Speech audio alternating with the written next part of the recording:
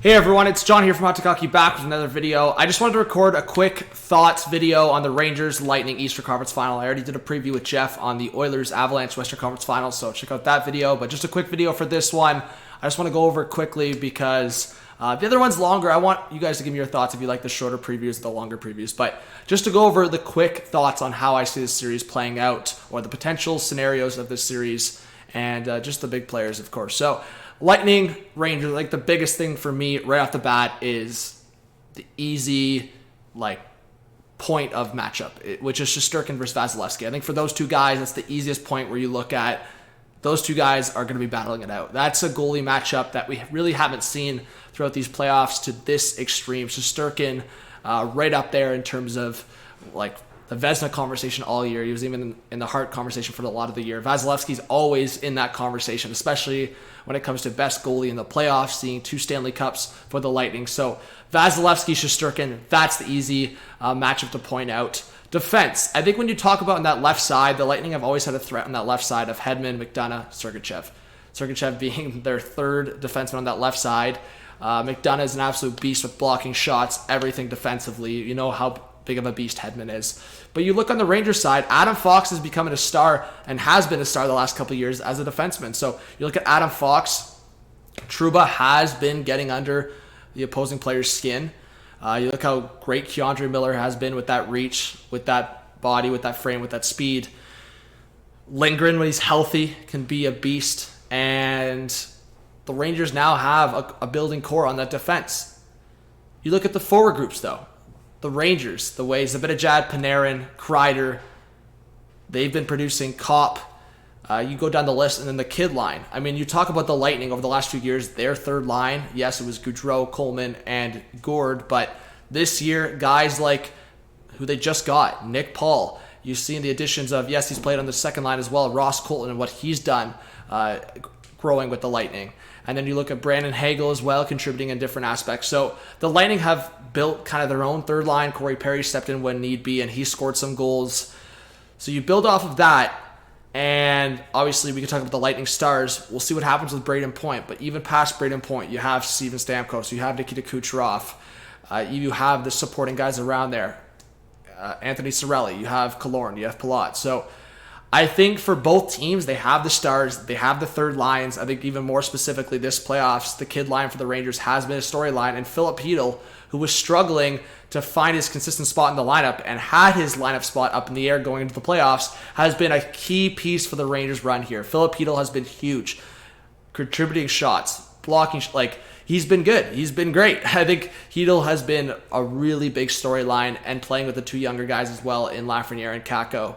We're still waiting to see maybe more from Kakko, but Lafreniere has been buzzing in certain aspects. But Hedl, man, he's been contributing big time. So I think when you talk about the Rangers versus Lightning here, it's going to come down to experience, I think, in a big way. Obviously, the goaltending matchup, whoever maybe slips up, but experience. Because right now, when you look at it, the Rangers have the home ice. They have the potential of playing a Game 7 at MSG. So it's going to come down to experience. Can the Lightning play an experienced game over the Rangers, unless Vasilevsky just does what he does and Shesterkin slips up? That would be the scenario, right?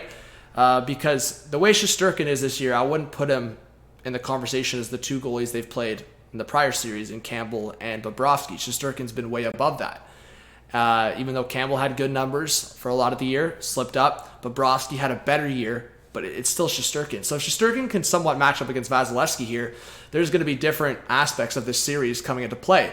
But Vasilevsky will still be that big conversation of stealing games, stealing a series. But Shesterkin, we know, can do that as well.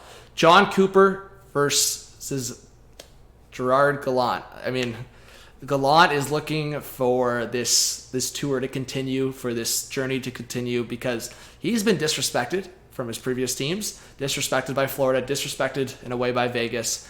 And now he's got this Rangers team that he's got in the conference final against the 2-time Cup champs. So the John Cooper experience versus the Gallant kind of hunger for it.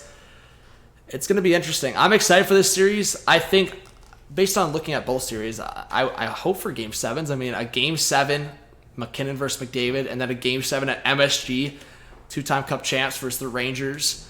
I do have a feeling in terms of what I've kind of talked about that unless the Lightning really slip up here, or I guess without maybe potentially Braden Point, we'll see what happens, is like this is still a Lightning time. The Rangers time, I mean, they still have a decade ahead, right? I would say the next decade, the Rangers are one of the brightest teams to look for. The Lightning, some of the guys are getting older, right? Stammer's getting older. Hedman's getting older.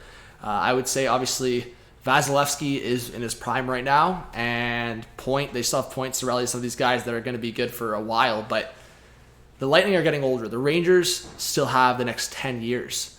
So I think while Panarin is actually, like he arrived on the scene late, he's one of the older guys in terms of him and Kreider. Like Kreider's been with the Rangers for time now. 15 goals in elimination games. Like Kreider's buzzing when it matters. So I think the Rangers still have that experience balanced with all this youth that's going to be great for them for the next decade. So I could see this series being really close. And I'll say this. I think the Lightning will control this series potentially. But if the Rangers can play well on home ice, push it to a Game 7, I think that's where the Rangers could succeed here. If they could push a Game 7 to MSG supporting Shesterkin in the Shesterkin versus Vasilevsky battle, I think that's where the Rangers can win in 7. We'll see what happens. I could be wrong. I did have the Lightning before the playoffs started as my cup pick to win and get the three-peat, but we'll see. The Rangers have surprised a lot of people. We'll see if it continues. Hit that subscribe button, hit the like button, hit the notification bell. Hope to see you guys on the videos and streams, and let me know your thoughts and predictions on this series.